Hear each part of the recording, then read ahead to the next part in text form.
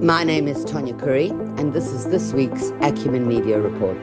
It's entitled, So Many Questions, Sitebuzikolo. We felt the weight of war bearing down on us even though it was happening far from home. Ukraine and Russia stormed across our timelines like a set of Russian military barreling their way through a country that isn't theirs to take. It's a massive story and one that certainly takes the lead in South Africa's news this week.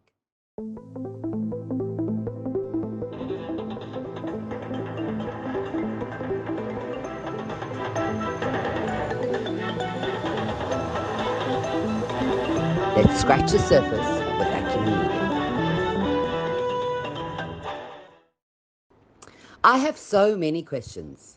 It is my job to watch the news and social media. They call me a media specialist, but between you and I just read and watch the news. It's not hard. Well, okay, it's very hard when you don't have data to work with, but otherwise it's not hard. And this is why I have so many questions. At the start of the week, NATO members started to condemn Putin's actions. Fair enough. I was with them there. After they made these announcements and started sanctioning Russia, they stirred up the narcissism in Putin, and that is not a pretty thing. The only other broadcast we saw of Putin after that was a 15-second video of him telling his heads of military to arm the nukes. I ordered the Minister of Defense and the Chief of General Staff to put deterrent forces of the Russian army on special combat standby duty. You could feel the world gasp. Buildings across the Western world were lit in blue and yellow. Sporting events like the World Cup put restrictions on Russia. Guys, it's World War III and you're still focusing on a World Cup. I think you should stay in your lane. If you think for 1 minute Putin is interested in playing games on a pitch, you're wrong.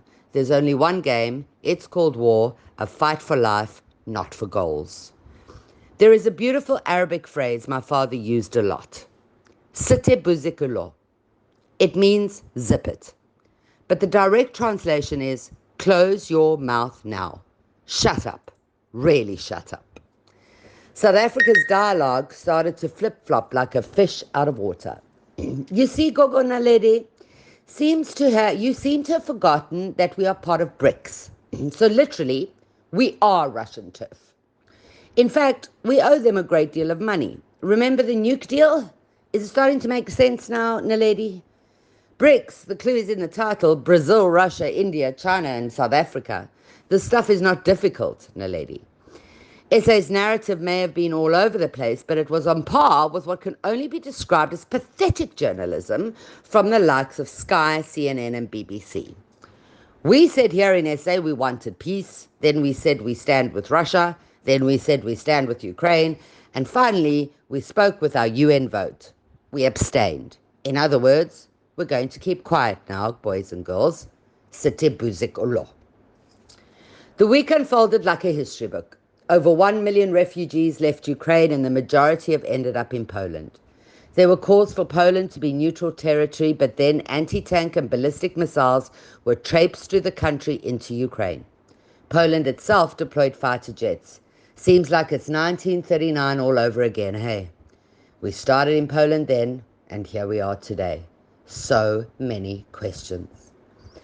My job is always to read the other side. Even when the other side is the likes of Duduzile Zuma or ANN7. I must. It's my job, and I'm an adult. I can take a bit of media manipulation. I can discern what is propaganda and what is likely to be the truth. I've been reading and watching media for a good 20 years. I know, right? No one is playing Trivial Pursuit with me ever.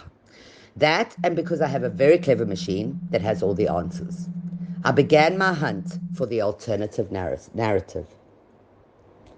I started where anyone would, with Russian TV, RT. The bias was clear, and even the newsreaders looked uncomfortable as they delivered their reports. They were pretty grim. I had to find additional sources. My first challenge is that Russian narrative is, well, in Russian. And I started adding words like with English subtitles to my searches. The first and probably most important video was the one that was flighted 2 days before the invasion. It is the one where Putin explains exactly what he is about to do and why. I hadn't seen this video. Just the snippet where he said that we would see destruction that we'd never seen in humanity before, something like that. A bit like you, I suppose. I suppose that's all you saw too, right? Watching the whole video is an entirely different story altogether. Putin went on to describe NATO and how since the 1940s there was a commitment not to move not even 1 inch towards the east of the planet. He broke down the countries where NATO had destroyed lives and we didn't blink. In fact, Russia has been part of many of these wars without a number. Let me name a few. You'll recognize them, but you're unlikely to call them a world war. Iraq, where we were told that there were weapons of mass destruction, and in fact, it was oil that they were after. Syria, Yemen, Libya, even Palestine crossed our headlines for years. We saw refugees begging for their lives, and NATO didn't help. In fact, they were the orchestrators. There are more brown countries, but I'm not going to list them as it's very clear to you and to me that brown lives don't matter. During the last section of his address, Putin sighed through his fury. He said, "We have no other choice. NATO, or the Western world, want Russia. Ukraine and others surround his border, you see, and they're begging to join not only NATO, but the European Union." He gave an analogy. It was like Russia setting up camp on the borders of Canada. He didn't blame NATO, to be fair. He said the decision was coming firmly from the USA. We've heard this one before, right? So many questions. His speech was brilliant and frightening. A bit like Malema and other intelligent politicians we've seen across the years that don't suit our ideals. But we can't help but admire their eloquence, and for the most part, they have a case that is sometimes worthy of attention. I tunneled through some documentaries to learn more. One in particular, Oliver Stone's Interviews with Putin, was an eye-opener. As always, Stone is incredible, but so is Putin. It was here that I learnt of his achievements. I was so ignorant I didn't even know that Yeltsin was a raging alcoholic and that Putin inherited a country that was in major disarray. According to Stone's documentary, Putin raised the income of each household by 10 to 100-fold during the first 8 years of his reign. He took a defunct country and turned it into a superpower over 22 years. We may not like his mannerisms, but he has been an effective leader. Russia, at the point of the interview, did not owe the IMF a single cent. Surely everyone owes the IMF something. No, not Russia. I was impressed by these achievements, and I was also impressed by his forthrightness. He also made it clear he's no angel, and that he didn't hide it. Sometimes I wish our president would say that too. Then we could move on and get working. Okay, hold up before I get lynched. I'm not asking for a Putin to rule South Africa. I'm saying that it is difficult to look away as the articulate narrative unfolds. I was back on mainstream and now with a healthy dose of skepticism, just how I like it. News broke across the world that sanctions and the closure of SWIFT transactions had pushed the ruble to drop by 40%. I was horrified. Why on earth would you take this incredibly performing country and slash its value in half over 4 days? So many questions.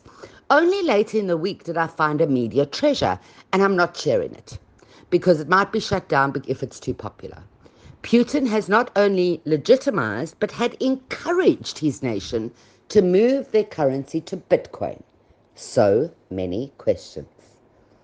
I spoke to friends and colleagues, and they too had so many questions, where others just said, Putin is a madman. The world would be a better place without him. Things like this are not that simple, though, are they? Then it happened, the incident that made me furious. The Western world banned RT, Russian TV, and any other Russian broadcaster. It was still broadcasting in this BRICS country, but yesterday the feed stopped. Why? Why on earth would we bow to censorship in the year 2022?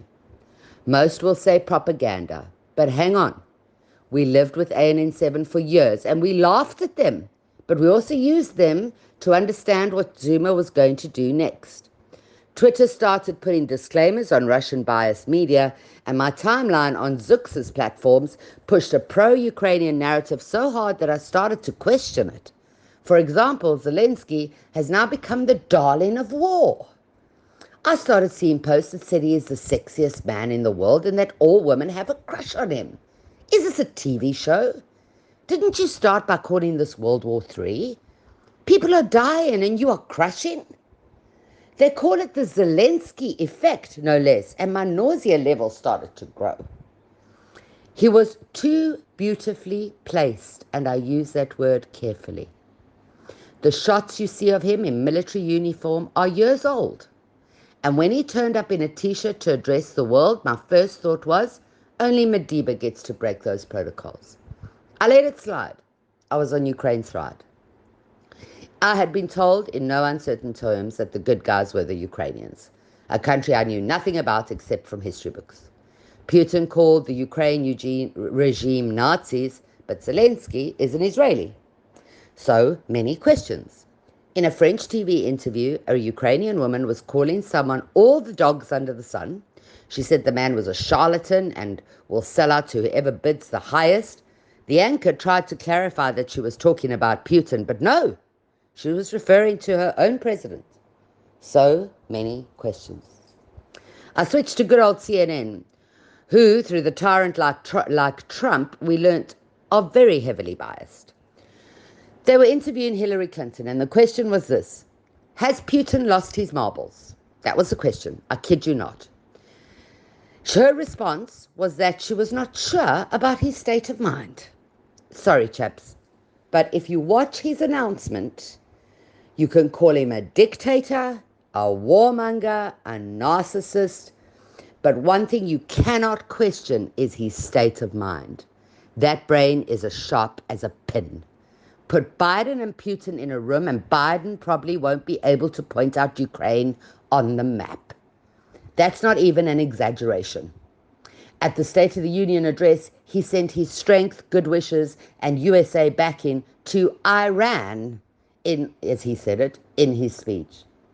Kamala Harris literally jumped from her seat to correct him when the crowd stood up and gave him a standing ovation with their little Ukrainian flags waved above their heads. Now I'm beginning to understand why they banned RT from the USA. But still, so many questions. A story that broke my attention and will cheer you up. This was headline news, guys. The South African Post Office can't deliver to Ukraine and Russia. Are you laughing? I thought you might. They can't deliver to their own depots, for heaven's sake, let alone a PO box in Johannesburg, and you want to talk to me about a place called Ukraine? Come on. My goodness, I've written a great deal and spoken a great deal about Russia and Ukraine. Perhaps we should see what questions remain here in South Africa. The good news: Ramaphosa fired Khaya Sithole, the Minister of Police, had left us to hang ourselves in the insurrection. I bet Becky Nkele is happy about that. Finally, some positive movement. The state capture report, part 3, was released. Uncle Gwede is under fire this time, but no mention of the president's involvement. Bosasa was the focus, and Agreezy asked for reprieve. Who can blame him? He's the only one that got nailed by the Zondo Commission. So many questions. David Mabuza was asked to be placed permanently at Luthuli House, and the president said no. Something wicked this way comes. Be wary. Disgraced Zweli Mkhize put his hat in the ring for president. So many questions. The HSRC revealed Acumen Media stats without permission on the insurrection and on the social media insurgents. I don't care. And then have a tweet below that saying, Amandla, we see you. Because at least they're not chasing computers anymore. A phone call would have been nice, though, HSRC. Busi Makubane is about to get into an orange overall. Fingers crossed, hey? Albert Fritz, the sexual predator, resigned and headed to court. Paul Kennedy, the paedophile, died before he could get into court with his chummy. So many questions. We haven't had a racism story for a while, so the school story got press it deserved. They're not alone, though. When will we ever deal with systemic racism? It'll cost you more for a tank of fuel than it will to drill for minerals in the Ukraine. Hike after hike is crippling our working class as we struggle with transport and food costs are soaring. The Cape Fires are back. It was Juju's birthday, and they passed a blanket censorship act across South Africa for media content providers. Yeah, you missed that one, and you were meant to.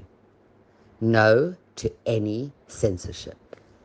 The first SA creative agency set up offices in the metaverse's Ubuntu land. I wonder if they wear pajamas in meetings in the metaverse. I hate to drop the final bomb on you, but it's been that kind of week. Kanye and Kim are finally done. It's all good as Ye has found himself a copy-paste version of Kimmy. So many questions. I'll leave you with these pearls of wisdoms. Don't believe all you read. There are three sides to every story, and we will never know the truth. It's Friday, so be like me. Leave the Matrix for the weekend. Go and see something beautiful while we still have a world to enjoy. I'm Tanya Curry, and this is the Acumen Media Report.